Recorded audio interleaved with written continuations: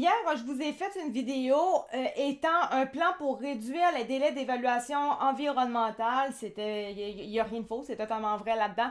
En fait, c'est simplement le projet de loi 5. Et comme ça dit ici, parce que ça, c'est littéralement le projet lui-même en PDF, je fais juste vous lire la première phrase, tout simplement, vous allez comprendre rapidement avec ça. C'est le projet de loi prévoit des mesures visant à accélérer l'octroi des autorisations, donc avoir les autorisations qui sont requises pour la réalisation de n'importe quel projet, qu'elle soit prioritaire et d'envergure nationale. Donc en fait, le gouvernement Legault, lui, ce qu'il veut faire, c'est que vu que toujours tout est compliqué, long, etc., avant d'avoir finalement un projet qui aboutit, parce que c'est très très long à cause de tous les trucs environnementaux, etc., ça n'en finit plus finir, et bien souvent, eh bien, ces projets-là ne voient jamais le jour parce que c'est trop long et finalement, il y a toujours une raison quasiment pour laquelle que ça se fera pas. Donc, ils ont décidé de juste essayer de tout manipuler par décret, des choses pour que on bypasse les choses, ça va se faire. Peu importe, ça va se faire. Voilà. Maintenant, pourquoi est-ce que je vous parle de ça? C'est qu'en réalité, on a ici une lettre, en fait, comme on pourrait comprendre, c'est sur le site sfpq.qc.ca, projet de loi escamoter les contrôles environnementaux au profit du développement à tout prix. Donc mardi le 9 décembre 2025. C'est le syndicat de la fonction publique et parapublique du Québec qui s'inquiète du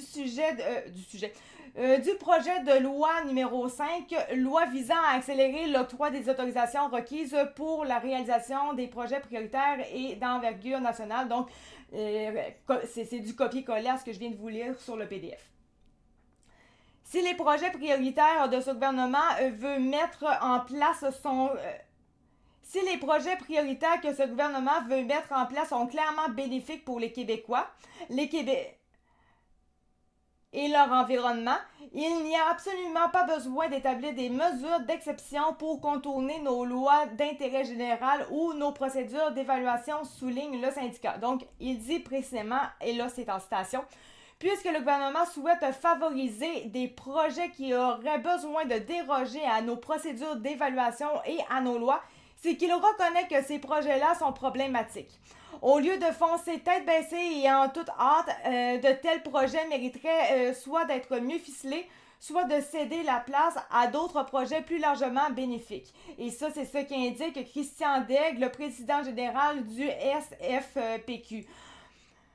Moi, personnellement, j'ai pour mon dire, en réalité, c'est que on comprend que selon ce qu'il dit, si ça a besoin d'être dérogé, c'est parce que c'est pas correct. Mais la réalité, c'est que c'est pas vrai. C'est pas vrai. Il y a des affaires, des fois, qui existent en demande pour être autorisées, mais qu'en réalité, c'est pas vraiment un souci pour de vrai. Donc, on pourrait le bypasser. Tu sais, on prend un exemple, GNL Québec.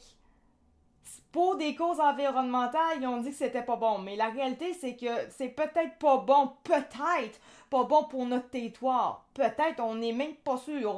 Réellement, les chances que ça soit pas bon, il faudrait tout un désastre pour que ça soit pas bon pour de vrai. Mais la réalité, c'est que les environnementaux, les gens en environnement veulent tellement pas que ça arrive, que ce projet-là prenne vie, qu'ils ont tout barré les accents en disant non, c'est pas bon, non, c'est pas bon, puis ils veulent rien savoir. Ça, c'est la réalité. Et donc, le but, c'est juste de bypasser cette affaire-là pour faire non, t'as peu. Ça, c'est juste que vous autres, vous êtes toujours contre tout. C'est pour ça qu'on n'y arrive jamais. Fait que oui, on va bypasser vos affaires parce qu'à un moment donné, on veut essayer d'enrichir un peu le Québec. C'est un peu comme ça, moi, je comprends.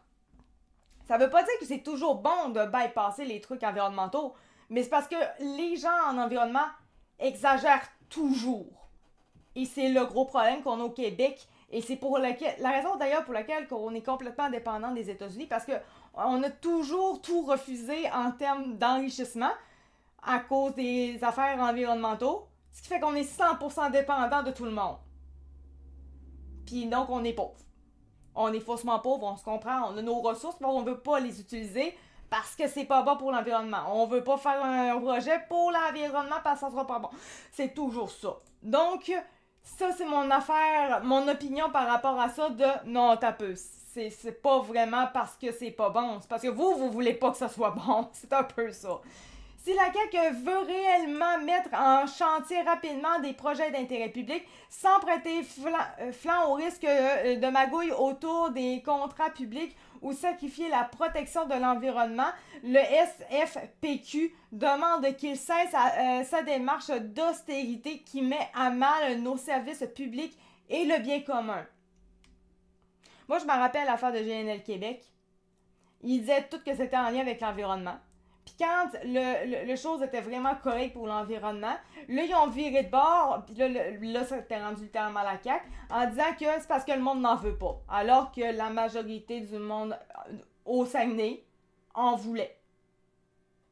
Ça n'a pas rapport.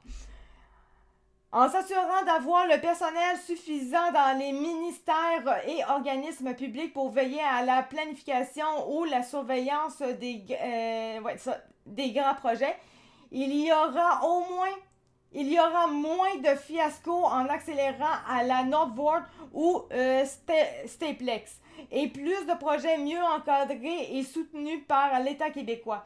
Et la meilleure façon de raccourcir les délais sans réduire les exigences environnementales, ce n'est surtout pas d'affaiblir, mais plutôt de donner plus de moyens au ministère de l'Environnement, qui est depuis trop longtemps le parent pauvre du gouvernement avec un familique 0,4% de budget provincial, rappelle M. Day. Mais bon, évidemment, on s'entend, ça reste quand même le syndicat qui dit ça. Le syndicat, il est quand même là, on s'entend pour ses membres, protéger ses membres. On s'entend, si tu n'as plus besoin de faire valider nécessairement tes projets, tu bypasses ça, ça veut dire que tu bypasses la job de quelqu'un. Genre, tu passes par-dessus. Et ça, c'est pas bien, parce qu'il faut faire de la job aux membres.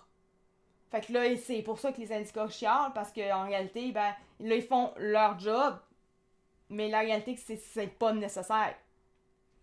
Ici, on remarquera que c'est vraiment le syndicat qui s'indigne et non pas ses membres. Ses membres n'ont pas tant chialé, là, c'est le syndicat. T'sais, là, on remarquera qu'ici, c'est le syndicat qui parle. Le syndicat, son but, c'est de protéger ses membres pour que la job soit là. C'est pas donc nécessairement pour l'environnement réellement, c'est parce que là, les membres de ce syndicat-là, du SFPQ, ben, ils travaillent pour l'environnement, pour faire valider des projets. Donc, si tu bypasses un truc dans le projet, donc des validations, ben, ça fait moins de jobs, donc, tu sais, bon, voilà, les jobs sont partis, sont pas là, sont pas utilisés, le monde qui est supposé travailler là-dessus sont bypassés.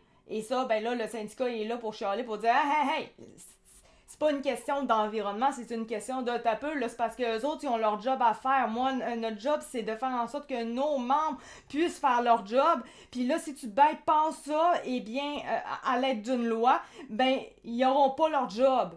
C'est plus une question de ça que pour la sécurité publique. Bref. J'espère que je suis claire, mais c'était juste pour faire une petite suite à ça parce que en fait j'étais vraiment en train de lire l'article puis j'étais comme, ben pas l'article là, mais j'étais en train de lire le projet de loi, j'étais comme, ça me dit quelque chose. Bref, voilà. C'était ça. Donc merci de m'avoir écouté, c'était Actica de True Fact et on se retrouve pour une prochaine vidéo. Merci, ciao, bye.